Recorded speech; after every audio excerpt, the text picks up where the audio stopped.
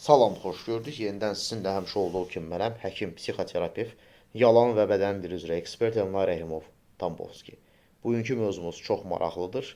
Çox nadir mövzudan söhbət açacağam. Xanım həqiqətən də aşiq olduğu halda xəyanət edə bilərmi? Bəli, istisnai bir durum var. Yəni 3 xüsusiyyət sadalayacağam. Üçü əgər bir xanımda olarsa, hətta dəlicəsinə aşiq olsa belə xəyanət edə bilər.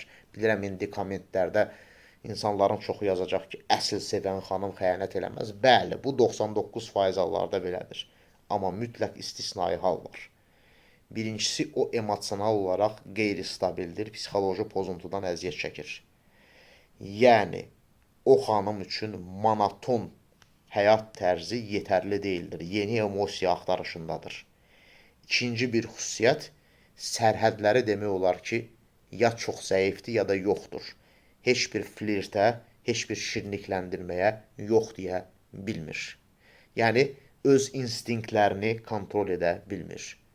Və üçüncüsü, aşırı olaraq qarşı tərəf, yəni bəy tərəfindən, sevgilisi tərəfindən ignor olunur, sevgisizlik nümayiş etdirilir və görməzdən gəlinir.